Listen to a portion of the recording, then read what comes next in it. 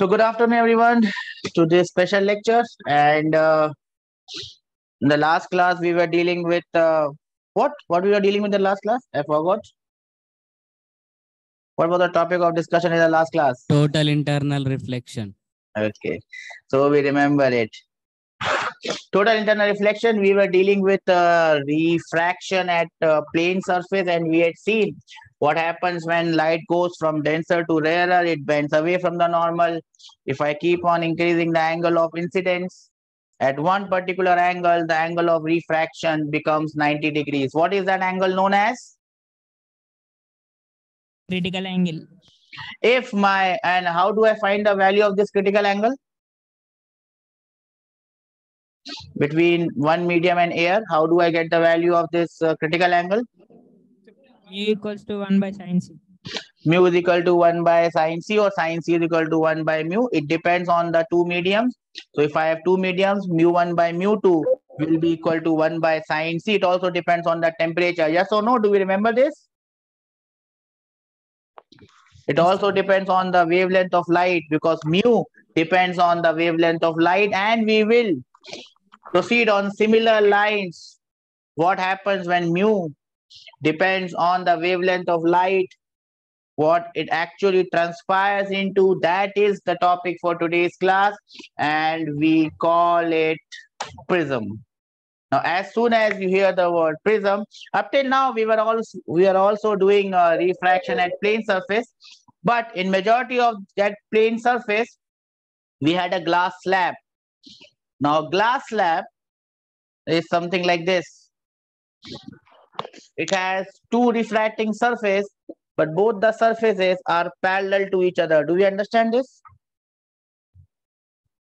Glass slab is like this. It has two refracting surfaces. The light refracts twice, first from the first surface, then from the second surface, but both the surfaces are parallel. Having said that, can you tell me what do you mean by a prism then? Shreya, Kartik, they are present in online mode. First,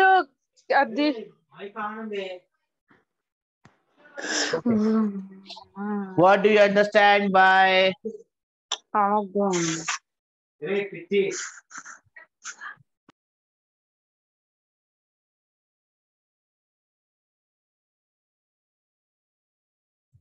I am muted myself when I was trying to mute the noise. Okay, I hope everything is sorted out. So, what happens with a prism? How do I define a prism? Yes, you must know. I mean, you must have seen a prism, right? If I ask you to draw a diagram of a prism, you can probably draw a diagram of a prism. But what do you mean by a prism? Yes, how do I define a prism? Fatafat, don't have enough time. As I have told you that time is on the shorter side. Yes, what do you understand by a prism? What's the difference between a prism and a glass slab? If I put a prism is also made up of glass, right? What's the difference between a prism and a glass slab? Yes.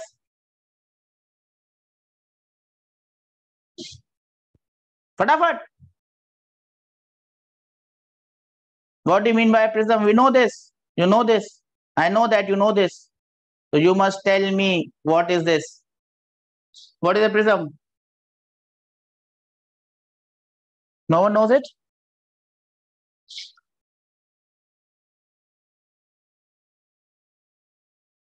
What's the difference between a prism and a glass slab?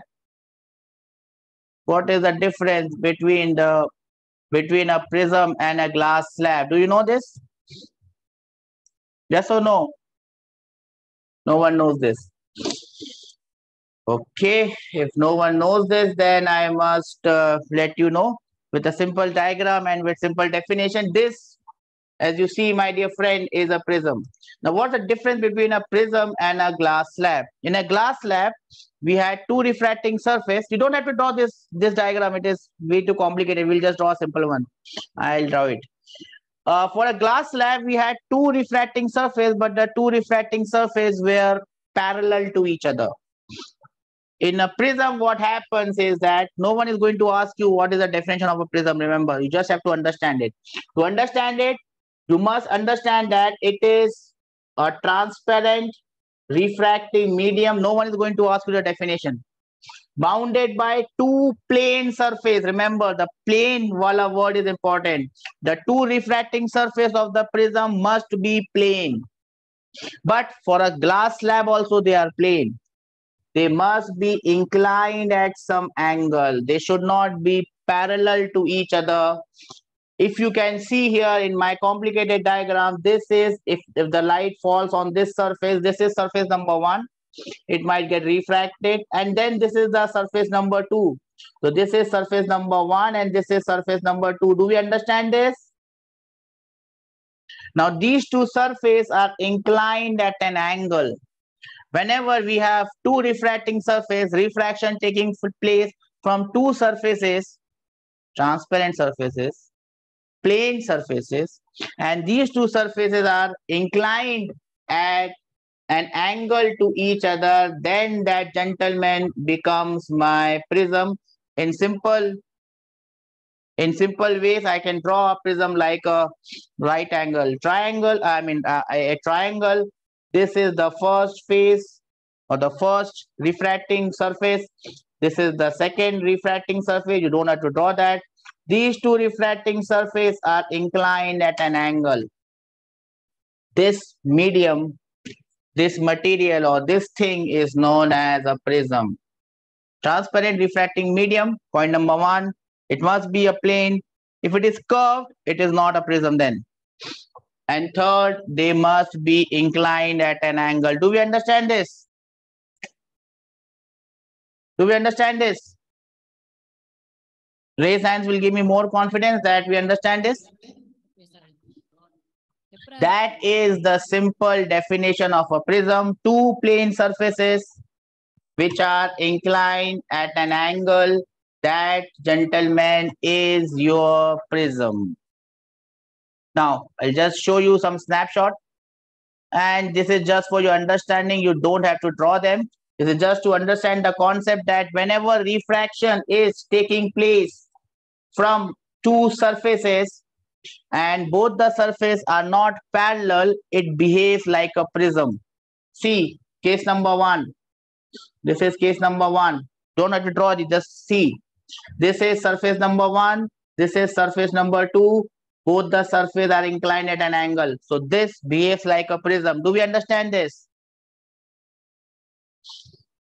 Case number 2. This is surface number 1. This is surface number 2.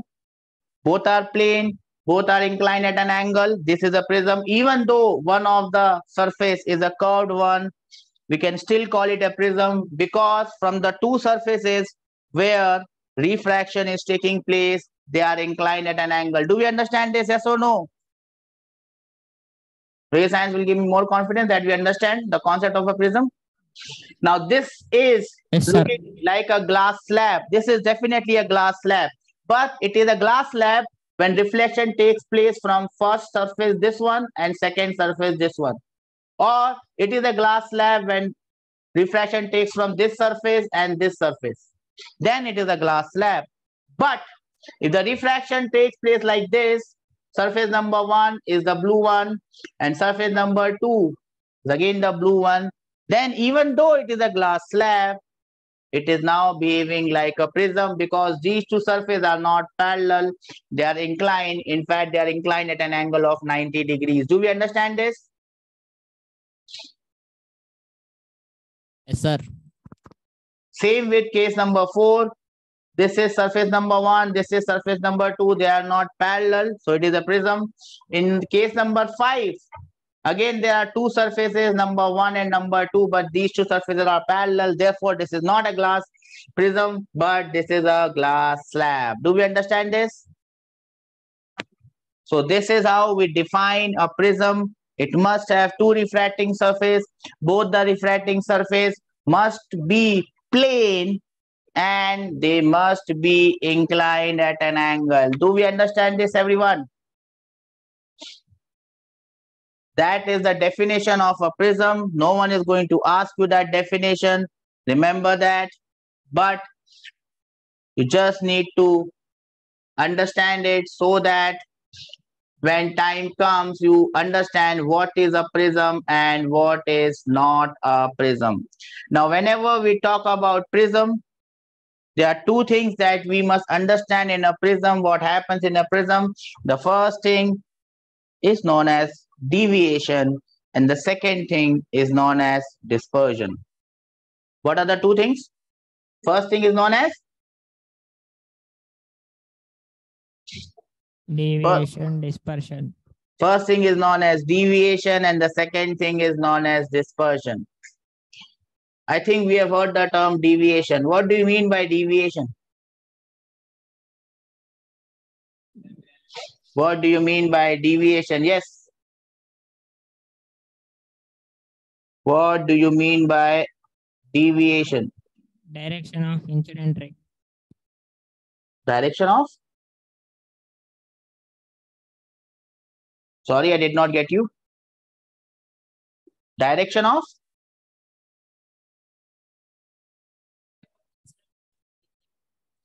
Direction of incident ray and reflected ray. You must correct the language. It is not direction of the Angle. direction. Path of incident ray changes. Yeah, the angle between the incident ray and the emergent ray. The angle between the incident ray and the emergent ray is known as deviation. Now, the entire concept of prism is to be done with one single diagram, and that diagram appears right now on your screens. Now, this is a prism A, B, C. This angle, angle A, is known as prism angle. The first refracting surface is this one, and the second refracting surface is normally this one. That does not mean that the bottom surface cannot be the second one. It can be the second one, depending on from where the ray is falling and how the ray is getting deviated. This prism has a prism angle. This angle A is known as what? The angle A at which both the surfaces are inclined. This is known as the prism angle. Do we understand this?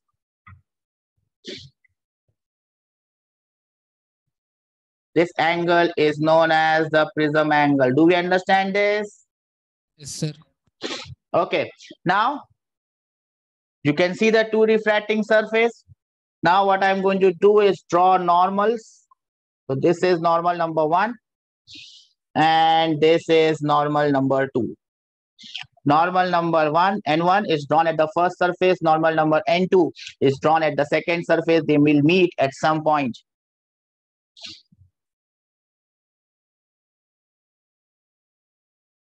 I am audible and visible to all of you, na bacha? Yes, sir. I just got a notification that I'm not audible. Okay. Now, what is going to happen is one ray is going to fall on it, and that becomes my I. I or I1. I means the incident ray. Do we understand this? Yes, sir. I is the incident ray, and this angle becomes the angle of incidence. Do we understand this? Now, this incident ray is going to get refracted from surface number 1. So, it may go like this. And remember, it may look like, let me name it, let me A, B, C. Let me name this point as Q and R. It may look like QR is parallel to BC, but that may not be the case. It may be parallel, it may not be parallel. Do we understand this? It can be parallel in one particular case. We will discuss that case as well. But in general, this QR ray is not parallel to BC. Do we understand this? All these simple things you must remember, my dear friends. Do we understand this? Yes, sir. What did I tell you just now? That this PQ or QR line may not be, this is point P. This QR line may not be parallel to BC. Okay. Now, the ray gets refracted. So this is my angle of refraction R1. And I can call this angle, the other angle which I am calling it as R2 is actually the angle of incidence for the second surface. Do we understand this? Do we understand this, my dear friends? R1 is the angle of refraction for the first surface and R2 is the angle of incidence for the second surface. Are we noting this down, everyone? Yes or no? No, yes. Yes, sir. Huh? Yes. Noting down now? Yes, sir. Yes. Okay. Now look at this angle, bacha. This angle, which is the angle between the incident ray I and the refracted ray. Let me call this as R. And the refracted ray R. This is the angle of deviation delta 1. Do we understand this? This is the angle that the refracted ray has turned with respect to the incident ray. Am I clear or is it getting too confusing? Remember, we just have to draw one diagram. If I draw the same thing in 4 diagrams, that will not make much sense. Do we understand this? Yes, sir. Yes or no? No, yes. Yes, sir. Okay. Now, I have one incident ray, one refracted ray. The ray will emerge out. Let us say that it emerges out like this. I call it E. E becomes my emergent ray and the angle it emerges out is known as, let us say, E. Emergent angle, E. If I trace this, do we understand this? I trace this backward like this. Then I can write this angle as delta 2. Do you see delta 2, everyone? Delta 2. This delta 2 is the angle of deviation from the second surface. Yes or no? You understand this or not? Yes, sir. Sir. Delta 1 is the angle of deviation from the first surface and delta 2 is the angle of deviation from the second surface. Now these two rays meet at this point, the actual direction of incident ray and the actual direction of emergent ray. Let me call this point as, I've called one as P, one as Q, R. Let me call this point as T. Now what will I call this angle, the red one? Huh? What will I call this angle, red one?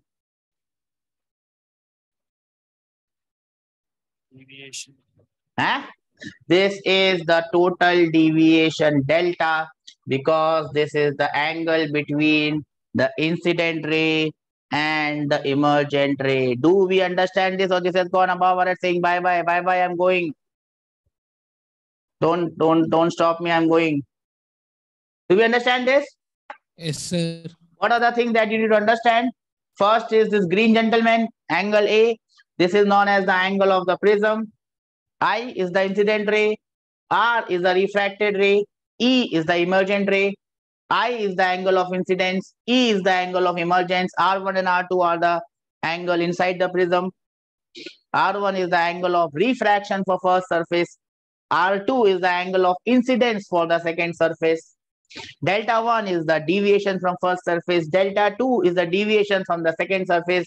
The total deviation is delta. And I'll give you 2 minutes to note this down. Once you are done, then you let me know, then I shall proceed further.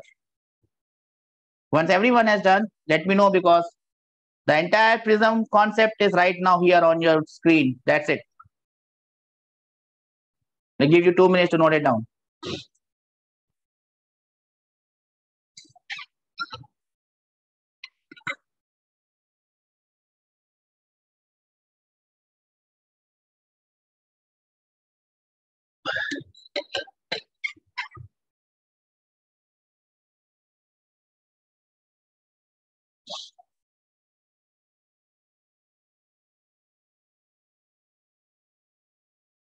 Sir, noted.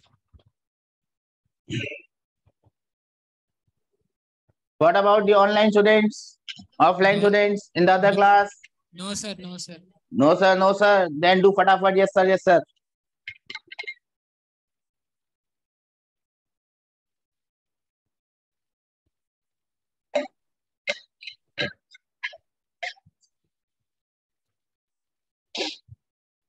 Karthik says done, sir. So, Karthik, are you speaking for yourself or are you speaking for the entire class?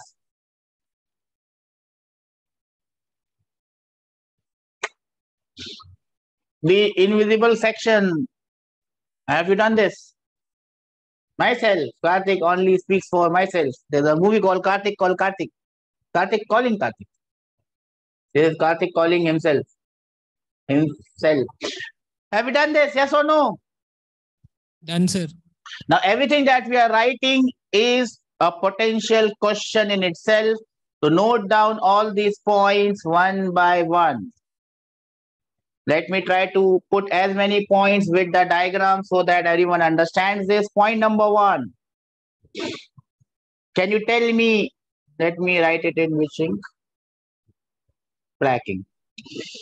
Delta 1. What will be the value of delta 1? Look at the diagram. This has got nothing to do with physics. This is I pure, minus simple R1. maths. Yes? I minus R1. Well done. That is I minus R1. What is delta 2?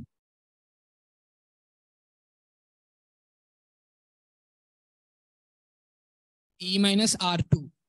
E minus R2. So far, so good. Let me make a line here. Okay. Let us proceed on the third point. Let me write this point wise. It's not looking good this way. It's not looking good this way. So I should write it point wise. Point number 1, point number 2. Okay, point number 3. How much is delta? This has got nothing to do with physics. This is pure geometry of class 9, 10, Delta 11. 1 minus delta 2. Huh? Minus? Plus. Ah. Delta 1 plus delta 2. Well done. Now I can put the value of delta 1 plus delta 2 in this diagram. So I will get delta will be equal to I plus E minus R1 plus R2. Please remember, bacha, whatever we are doing, they are potential questions in themselves. Anything could be asked. Anything could be asked in your whatever exams. Now, there is one more relation that we have to find out. Let me call this angle as angle A. There is a relation between angle A, which I am going to mark yellow, R1 plus R2. and R1 and R2. And the relation is, I think you have done this before. So angle A is R1 plus R2. How did you get this? How did you get this? If I just call this angle as theta, if I just call this angle as theta, look at all the yellow ones. Look at all the yellow ones. Let me take off yellow from here. Oh, if I take off yellow from here, a lot of things are taken off. I cannot take off yellow from here. Look at the yellow ones. And looking at the yellow ones, I can say A plus theta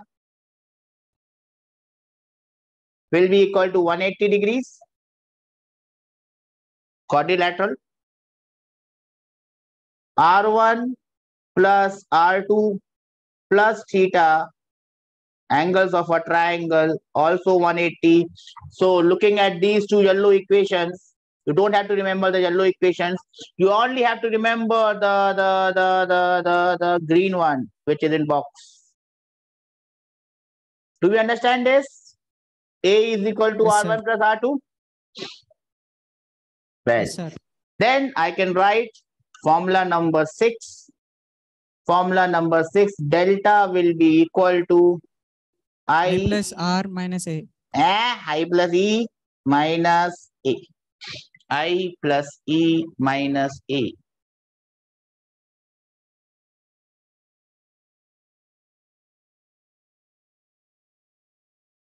Do we understand this? Formula number 5? So far, so good.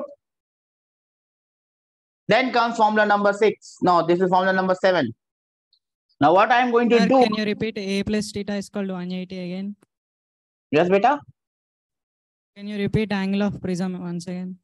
Angle of prism A plus theta. Quadrilateral. It's a quadrilateral. Look. Ding, ding, ding, ding. Do you see the ding, ding, ding, ding? Yes, sir. Yes, yes, sir. A plus theta is 180. Okay. Got it? Okay, sir. Done. Okay. Then I can write the Snell's law at point Q and at point R.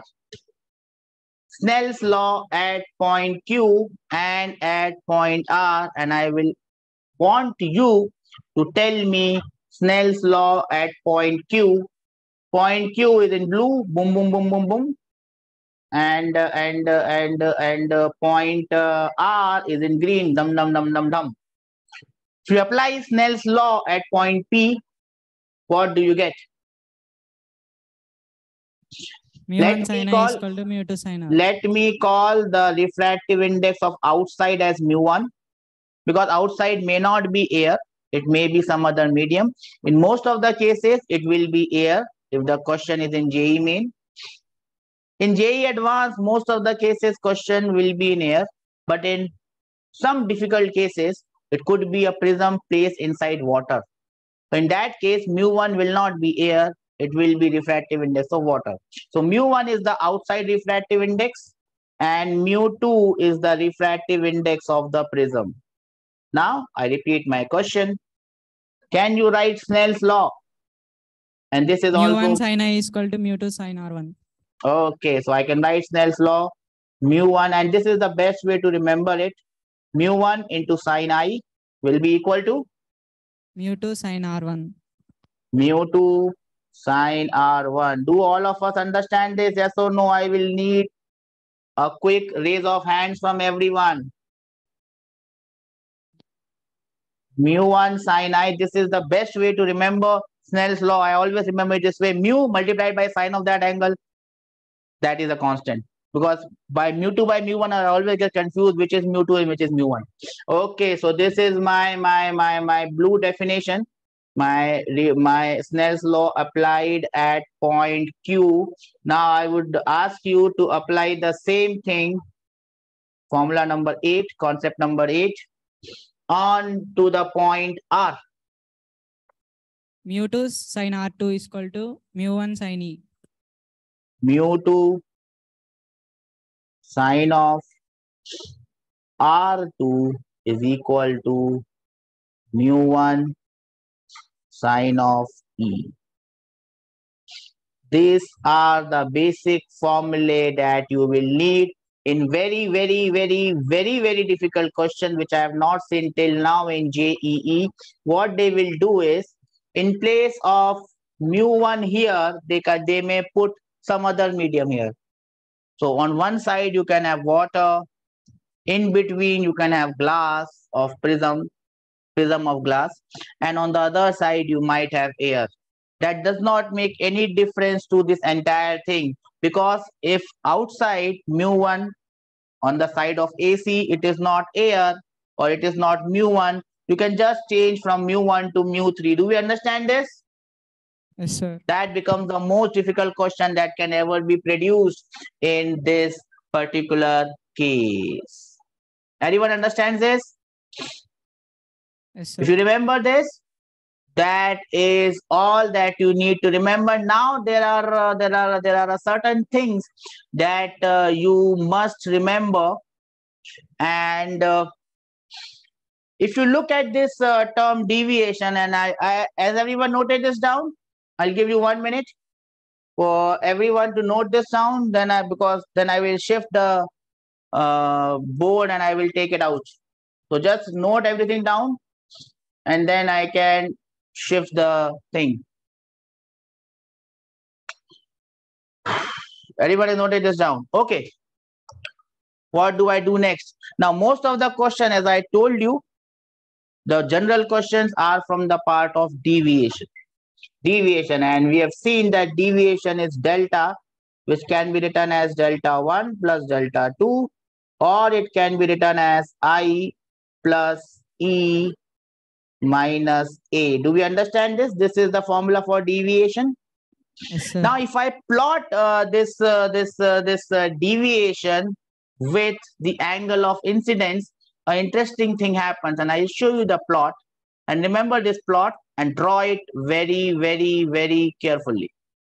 I will show you this plot. Heading is variation of deviation with the angle of incidence. So what I have drawn here is angle of incidence on the x-axis. Do you see this angle of incidence on x-axis? And deviation is plotted along y-axis. Now, what happens is, if I keep on changing the angle of incidence from minimum, here angle of incidence is minimum. Let me show it to you. You can see this green thing. This is the minimum angle of incidence. Do you see this? So angle of incidence is varied from minimum to maximum. Do you see the two values? Don't have to draw Yes, the sir. exact diagram. You just have to know that this is like this. So when I change the angle of incidence from minimum to maximum, what happens is, at one particular point, if I call this point as point C, at one particular point, the deviation becomes minimum. Two things that you have to understand, my dear friends. When is the deviation minimum? When the deviation is minimum, it happens in the case when I, the angle of incidence, become equal to E. In that case, we have minimum deviation. Do we understand this? Yes, sir. And how did we find it out? We just plotted delta as a function of I. And we found out that at one particular angle Sir, of why deviation is minimum? because it is minimum. It is a minimum angle between the incident and the emergent ray. It is minimum. Because if we look at the diagram and if we mathematically try to prove it, we can mathematically prove it that for one particular angle of incidence. Sir, can you draw the graph? Which graph, beta? Minimum deviation. The graph is here. This is the graph. This is the graph of minimum deviation. Which graph we are drawing here? This is the graph, beta. And at this point, it is minimum deviation. That's it. There's no other graph. This is the graph of deviation versus I. And at one point, point C, deviation is minimum. Do we understand this? It's just a graph like this. Do you have any doubt on this?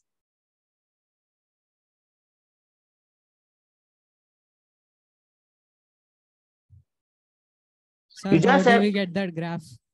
But the graph is right there on your board. What is the problem? You just, How did we get that? huh? How That did is, we get that? that is not required. That is not a part of our curriculum. How that graph is attained, it's not a part of our curriculum. Just have to know you just have to know how the graph is. That's it. Okay. And you have to know when it achieves the minimum value. When it achieves the minimum value? When does it E is achieve? equal to E. I is equal to E. That is the condition of minimum value. So I write the heading minimum deviation. And for minimum deviation, the first thing that we must understand is I becomes equal to E. Now, if I become equal to E, what will the formula of minimum deviation becomes? This is not the formula of minimum deviation. For minimum deviation, I should be equal to E. The actual formula of minimum deviation. 2I minus A. Yes, that is correct, bacha. So I can write it as 2i minus a, or I can write it as 2e minus a. But normally we'll not write it as 2e minus a, because normally emergent angle is not given. It's the incident angle that is given to us. Doesn't matter. Doesn't matter. In both cases, the formula is correct. Do we understand this? Yes, sir. So this is the formula for minimum deviation. Now what happens when I becomes equal to E, and it is very easily we can see it from the diagram. When I becomes equal to E, my dear friend, and I'll take you back to the diagram, previous diagram. When I becomes equal to E, this line PQ becomes parallel to BC. That only becomes parallel to BC in one case and one case only. What is that case? What is that case, my dear friends? When does the line PQ become, the line QR become parallel to? When I equals to E. When I equals to E, or I can say, this thing has gone. Okay. Or I can say in case of minimum deviation. Do we understand this? In case of minimum deviation, this line becomes parallel to the horizontal line BC. So I can write it in this fashion also. This implies that the line QR becomes parallel to BC. These are the two things that you must remember. Do we understand this? Yes, sir. Okay. Now, I becomes equal to E. What can you say about R1 and R2? Will they be same or will they be different? R1 and R2. Think about R1 and R2. Think about R1 and R2, my dear friend. Look at R1 and R2. I take you back to the previous diagram. I and E are becoming equal. What do you think about R1 and R2? Will they be same or will they be different? Yes, my dear friend. Bacha? Same. They will be same. So that becomes my third point. If I call this as first, if I call this as second, that becomes my third point. My R1 becomes equal to R2. Let me call it as R. And remember, R1 plus R2 was equal to A. So this R becomes A by 2. Is it clear to everyone? Yes, sir. But again, this only happens. When does this happen, my dear friends? I is equal to E. When I is equal to E, or precisely you must say this in this way. Sir, this only happens in case of Minimum deviation. in case of minimum deviation.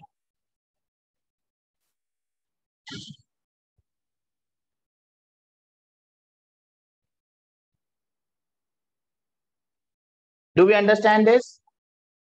Yes, sir. Now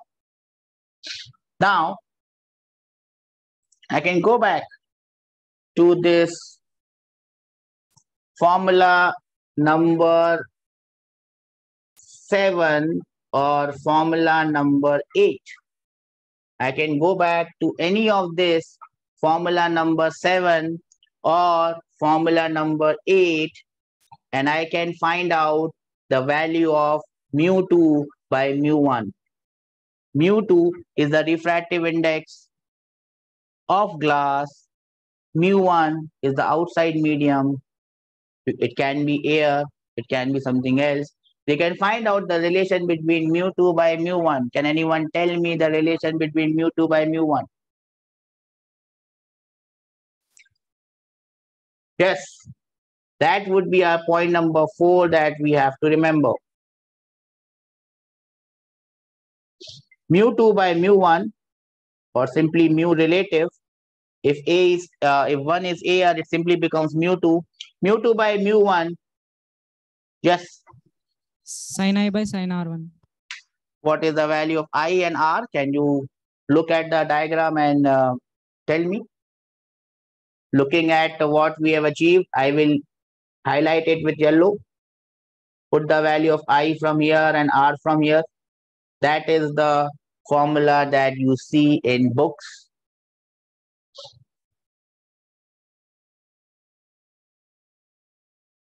It is definitely sin I by sin R.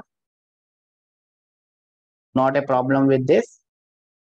You can also write this formula as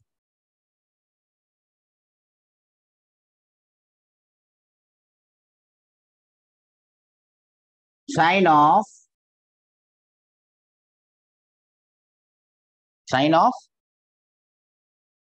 A plus del minimum by 2 divided by sine of A by 2. Do we understand this? How I have achieved this? I have just put the value of I in terms of A and deviation minimum, and I put the value of R in terms of A. Do we understand this? Yes, sir. Everyone understands this.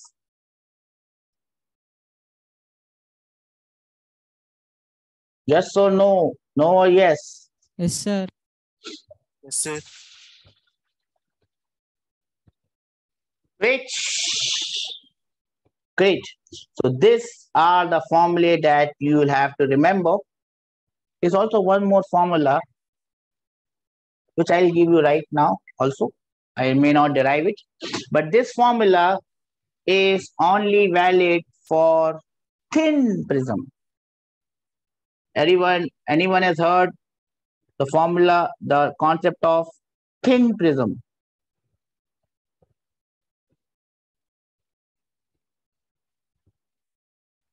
This thin prism means the angle of prism A is very small, 2 degrees, 3 degrees, 5 degrees. Thin prism. Thin prism. Angle A is very small. Angle A is very small, 1 degree, 2 degree, 3 degree, 5 degree. 1 degree, 2 degree, 3 degree, 5 degree. Then we can write formula number 5. Let me write it as formula number 1 because it is only valid for a thin prism. I can write minimum deviation as mu minus 1 times A. This mu is the refractive index of the medium with respect to the surrounding. You can also write it as mu R, or you can simply write it as mu, because when question of thin prism comes, this normally placed in air. If it is not placed in air, instead of mu, you can write mu 2, the refractive index of medium divided by refractive index of air. But remember, this formula is only valid for a thin prism.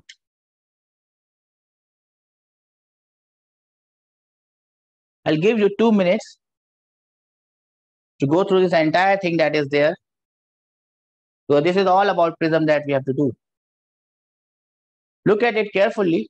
If there's any doubt anywhere, please let me know. Then we'll move further ahead.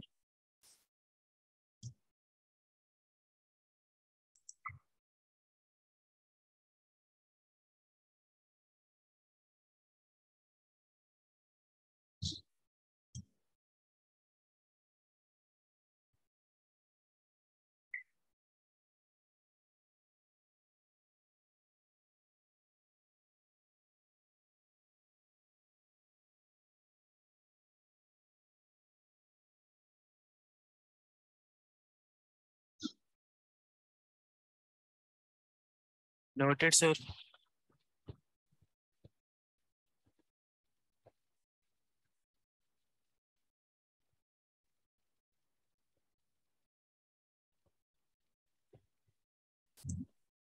Everyone has noted this? Online class, both Yes, the sir. offline class? Done, sir. Pakka? Okay. The diagram Sir, is wait still for 1 minute. okay.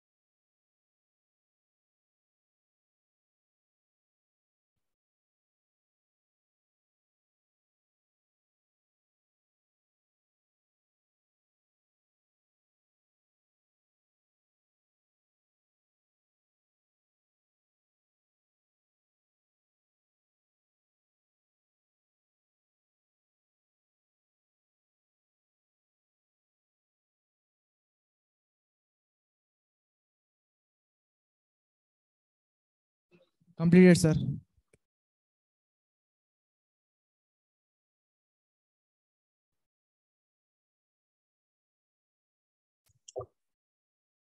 Everyone has noted this down? Yes, sir. Anyone having any doubt? No, sir.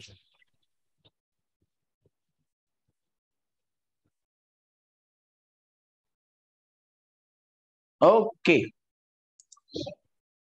Let me now get you some questions, and I hope that you can tell me, you can solve these questions and become confident. Remember, you'll have to remember all these forms that I have told you, because all the questions that have ever come in any JE are from these 6 or 7 or 8 or 10 or 12 formulae that we have derived. This is the first question that comes. Refracting angle. The prism angle is sometimes known as the refracting angle.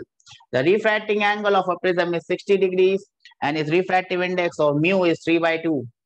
What is the angle of incidence I to get minimum deviation? Also find the value of minimum deviation. Assume that the surrounding medium is air, whose refractive index obviously is 1.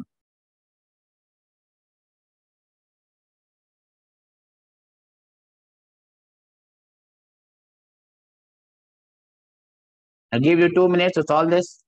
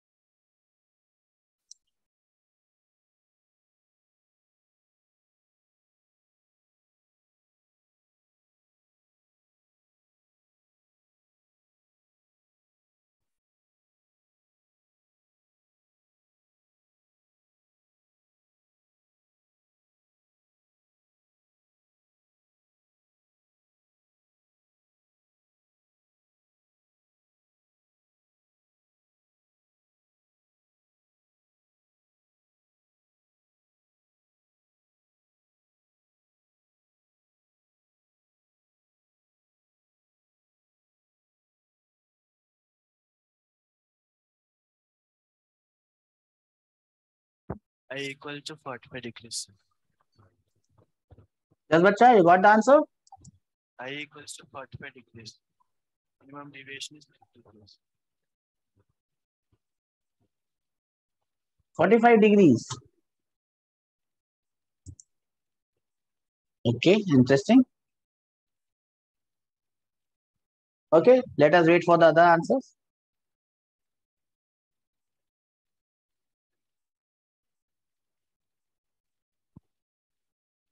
Sir, minimum deviation is 30 degrees. Minimum deviation is 30 degrees. Okay. Angle of And incidence angle of 45. incidence. 45. Okay. So you are getting the same answer, bacha? Yes, sir.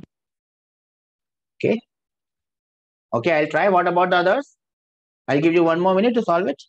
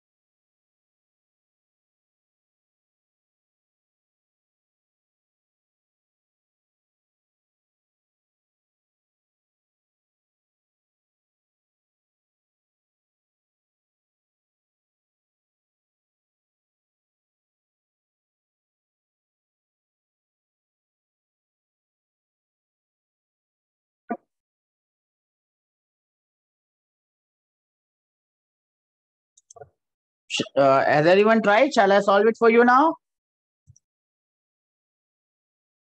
Or you want more time, bacha?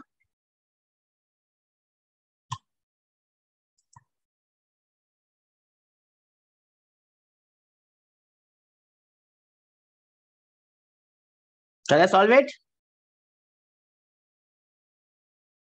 Everyone has got their answers?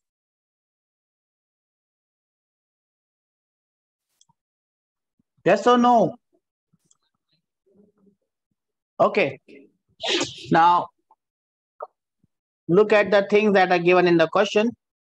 We have to get minimum deviation. What is the condition for minimum deviation? 2y minus a. R1 becomes equal to R2 and they become equal to R and that becomes equal to A by 2. Yes or no, bacha? Yes, sir.